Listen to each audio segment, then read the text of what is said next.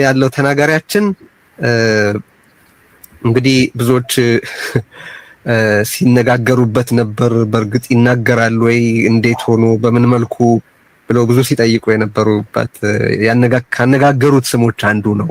ይህንን በይነመረብ ትዕይንተ ህዝብ ስንጠራ ይገኛል ስንል ካነጋገሩ ስሞች አንዱ ነው።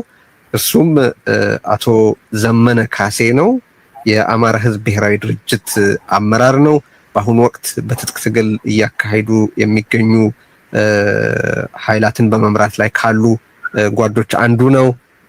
አቶ ዘመነ ካሴን እጅግ አድርገን እናመሰግናለን። በዚህ ጦርነት እንዲቆም አገዛዝ በቃና ሰላም እንዲመጣ በሚደረግ ጥሪ ለመካፈል በመፍቀዱና በመወሰኑ ምክንያት በታዳሚዎቹ በመላ ዓለም ባሉ ሰልፈኞች፣ በአዘጋጆቹና በተናጋሪዎች ሁሉ ስም እጅግ አድርጌ ላመሰግነው እወዳለሁ። መቀጠል ትችላለህ። ጤና ይስጥልኝ። በጣም አመሰግናለሁ።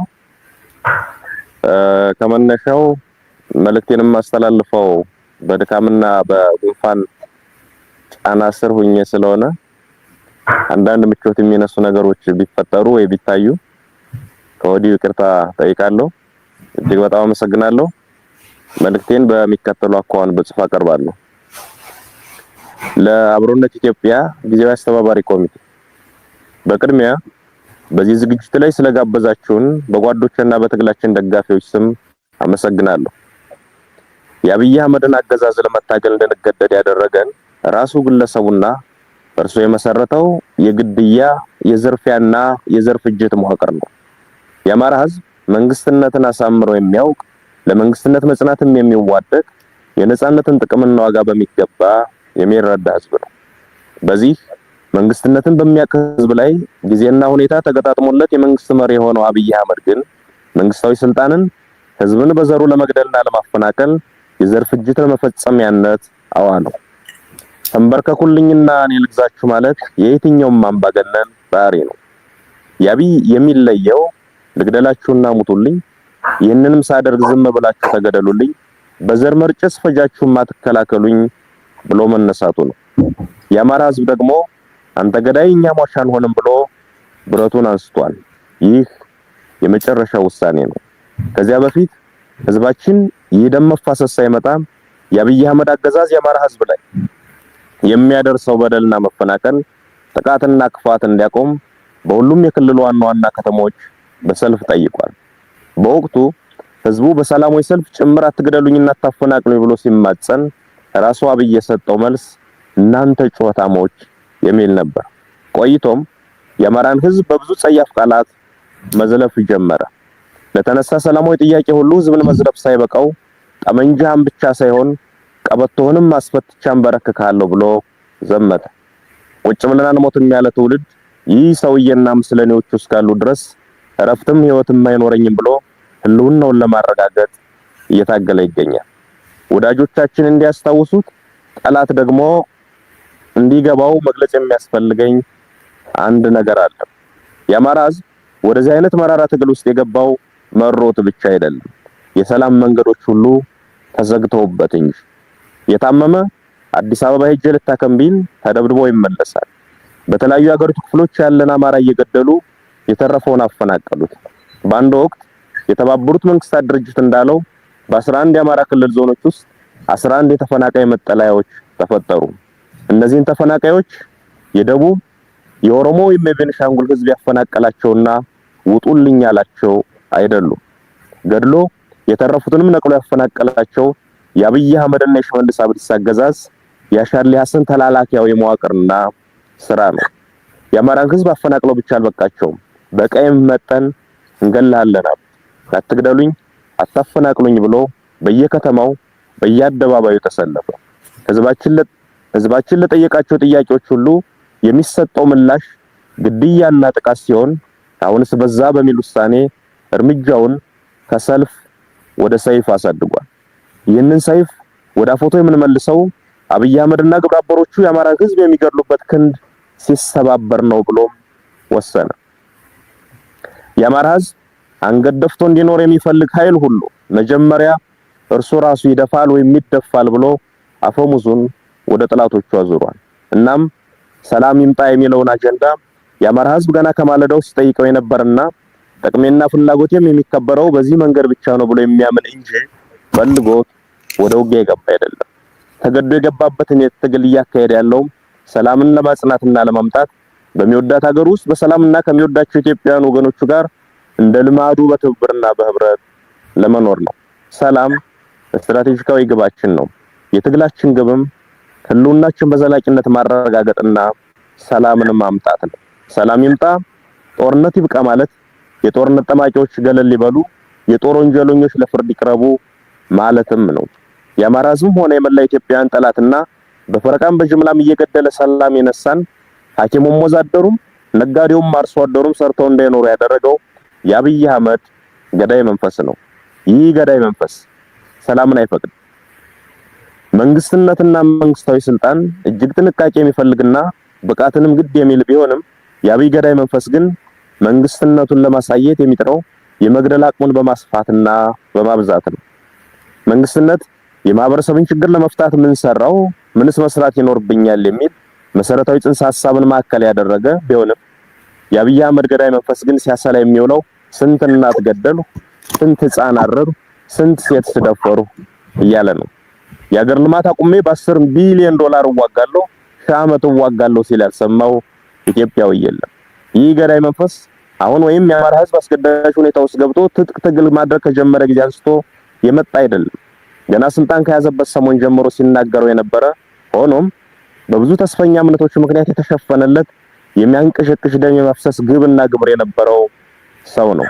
አብይ አቅም የሌለው አገር መምራት የማይችል ድውይ ሰው መሆኑን ማንኛውም ተራ ኢትዮጵያዊ የተስማማበት ወቅት ላይ እንገኛለን። የአብይ አቅም ህፃን መግደልና ሴትን መድፈር ነው። የአብይ አቅም ቤተ መንግስት ቁጭ ብሎ ከ500 እና 800 ኪሎ ሜትር ላይ ሰው አልባ ድሮን በመተኮስ አራስ መግደል፣ መምህርና ተማሪ መጨፍጨፍ ነው። የአብይ አቅም የድሃ ልጅ እያስገደዱ ወደ ጦር ሜዳ እየላኩ መማገር ነው።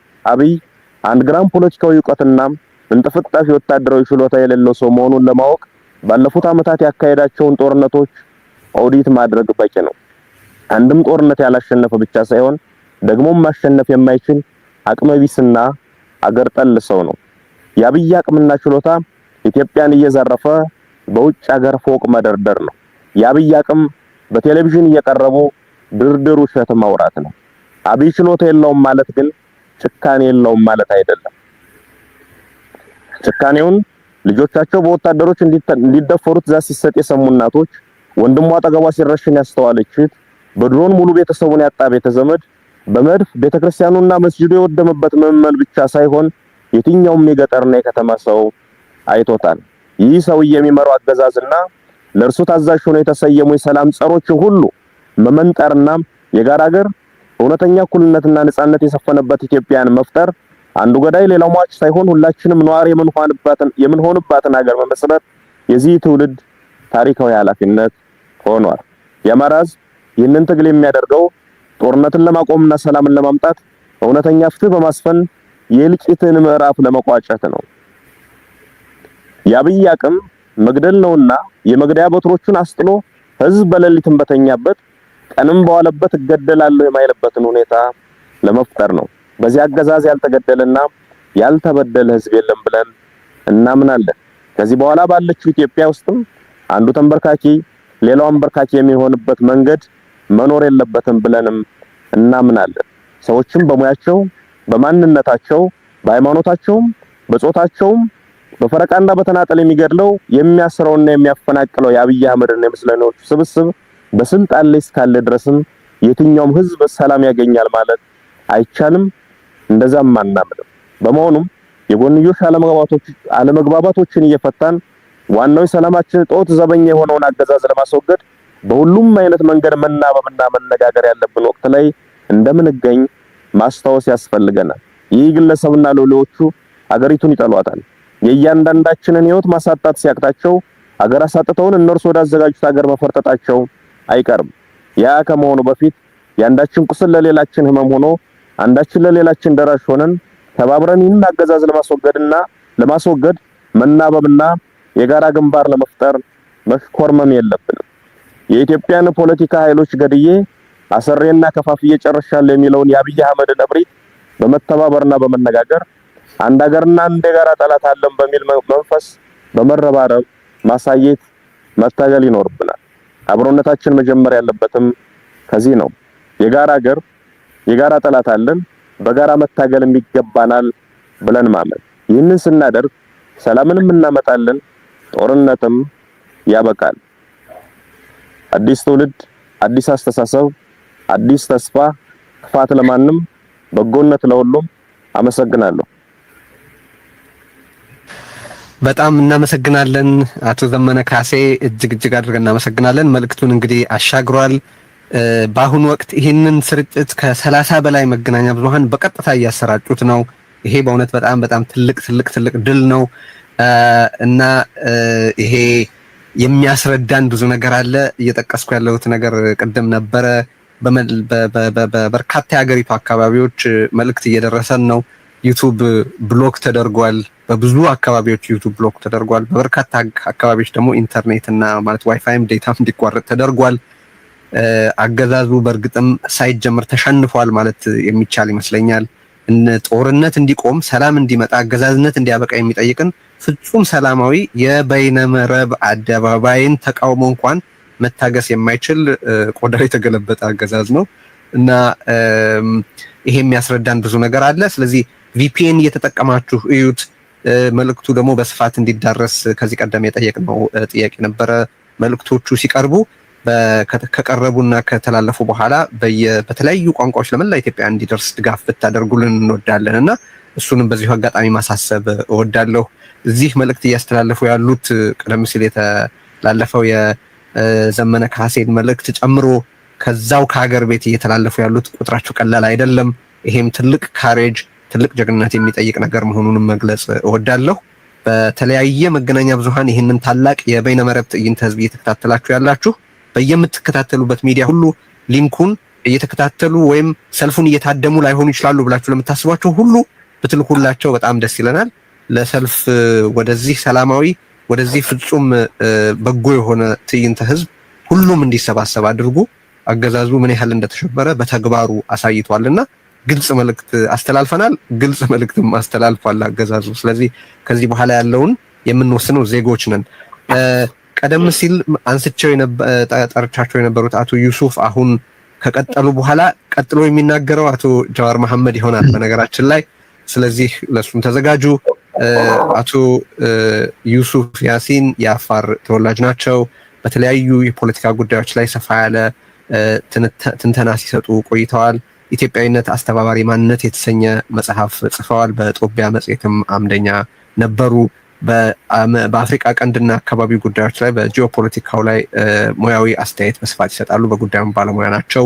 ዛሬ ተገኝተው መልእክት ሊያስተላልፉ ስለተገኙ ከልብ አመሰግናለሁ። 10 ደቂቃ አሉት።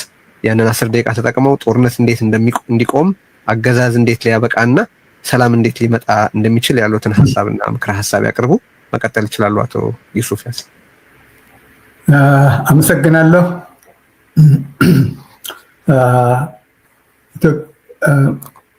አሰባሳቢ ማንነት ነው የመጽሐፉ ስም፣ አሰባሳቢ ማንነት። ሰሞኑም እሺ አስተባባሪ ሳይሆን እሺ አሰባሳቢ ማንነት፣ ኢትዮጵያዊነት አሰባሳቢ ማንነት፣ አብሮነት እያልን ስለሆነ ወደዛ ተወሰደ። ሰሞኑ ብዙዎቹ እየወሰዷት ተቸግረናል። ግን እንትኑን አትሊስት መውሰዳቸውን ስላላረጋግጡ ነው እንጂ አሰባሳቢ እስከሆነ ድረስ ቢወስዷት ግድ የለም። ግን አሰባሳቢ የምትለው ቃል በብዙ መልኩ እየተጠቀሙበት ነው። ግን ያኛው የዛሬ 10 ምናምን ዓመት ነው የተጠቀምነው። አሰባሳቢ ማንነት በአንድ ሀገር ልጅነት ነው። ታንኪዩና በዚህ በአይነቱ ሊሰኝ የሚችለው በይነመረብ ህዝብ ትዕይንት ላይ የዛሬ ዝግጅት ላይ ታዳሚዎችና አዘጋጆች የከበረ እና የላቀ ሰላምታ ይድረሳችሁ። ከልብ የመነጨ ምስጋናዬን በቅድሚያ ተቀበሉኝ። በተለይ የአብሮነት ኢኒሼቲቭ ባለቤቶች ልዩ ምስጋና ይገባቸዋል። ይህ መነሳሳታችሁ ወይም ኢኒሼቲቭ ከሌሎች በርካታ ሰላም ይውረድ፣ ሰላም ይውረድ፣ ጸረ ሰላምም ይውረድ በሚለው ተቃዋሚዎች